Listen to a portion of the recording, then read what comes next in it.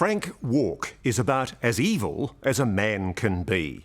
Thankfully, the 62-year-old is now in prison where he'll spend the rest of his life.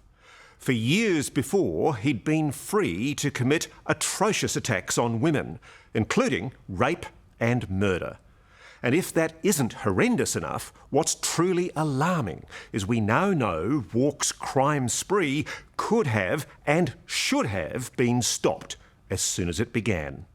But this man was allowed to continue his nefarious ways because of some of the sloppiest police work you'll ever see. It's hard to imagine a greater horror. A man stops to offer a young woman help. She gets into his car, thinking he's a good Samaritan. But he's not.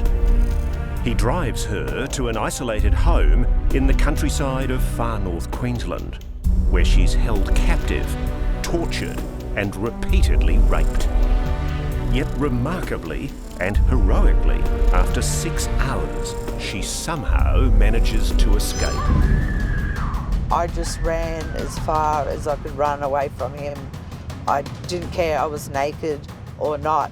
I was just running for my life to escape. Andrea was never meant to get away from her sadistic attacker. This man, Frank Walk. There's little doubt he planned to murder her. Do you think that he'd set out from his home that night looking for a woman to abduct and rape? Not to rape, to kill. But by outwitting Walk, not only has Andrea stopped a psychopath, she's helped crack 1 and possibly 2 murders. When you have 2 crimes that have distinct similarities, the first thing it makes you wonder is, what else have you done? It's the nature of the beast in this case. Only Frank Walk will ever know the true extent of his violence. I just wanted to get out of this nightmare. I just wanted to live. I just wanted to go. But what we can reveal tonight is that Andrea and other women did not have to suffer this predator's evil.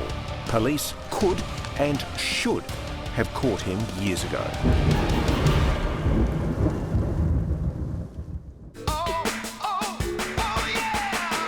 This story begins in July 1999, as far away from North Queensland as is possible, on a lonely stretch of road in the West Australian wheatbelt.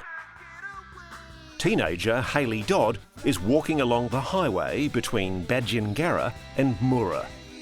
But then she just disappears. I panicked. I panicked straight away. I just should have gone with her. More than 18 years on, Lisa Fredrickson is still riddled with guilt over the abduction and murder of her 17-year-old friend.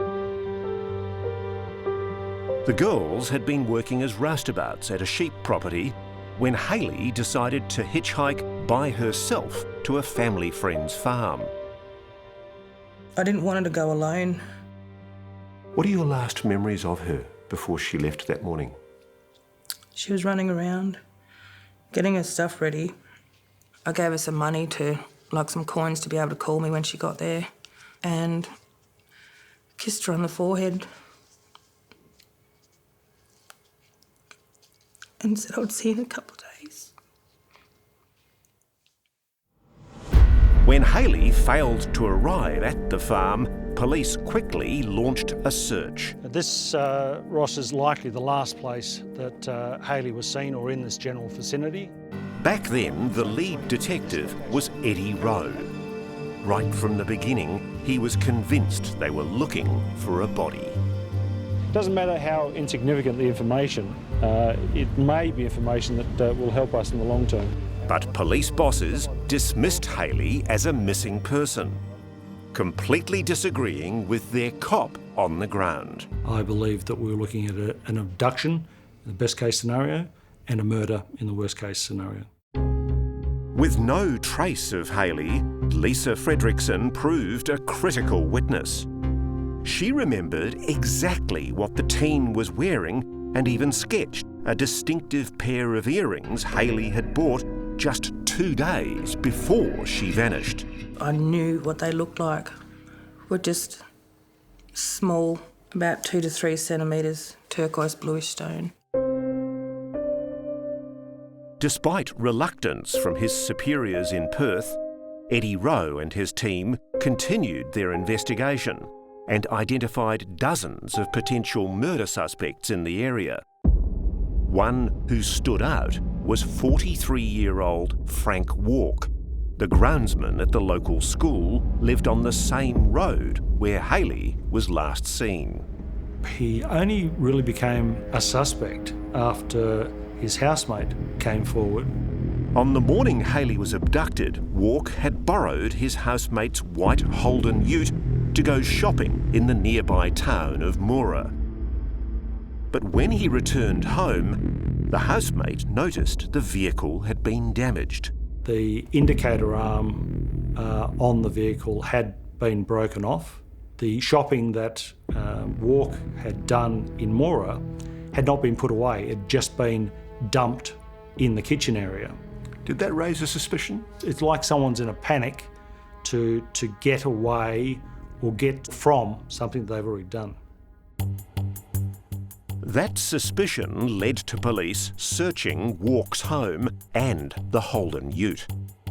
They seized the car seat covers and took a vacuuming of grime from the footwell. This is the log that you keep as an official record. This is my personal day book. Eddie Rowe left the police force in 2003, but he's never let go of the case or his notes from the initial forensic inspection of that seized ute. And my notation here is forensic on ute, in brackets, nil result. Do you think it was fair on that basis to assume when you were given that assurance that they'd done a thorough search? My understanding was that they would do a cursory look at the item for later inspection in a controlled environment. But incredibly, what we now know is that no further forensic testing took place. Instead, the evidence was placed into storage. At best, this was an inexcusable oversight. At worst, an inexplicable blunder. But it meant a main suspect in Hayley Dodd's disappearance couldn't be held. The investigation stalled, and not surprisingly, Frank Walk fled WA. He moved as far away as he could to far north Queensland, free to strike again. Coming up, Frank Walk's new hunting ground. It's almost like a movie. Hannibal Lecter without the mask. And how this brave woman finally brought him down. He said he liked me because I fought back, and that's when I thought he's done this before to someone else. That's next on 60 Minutes.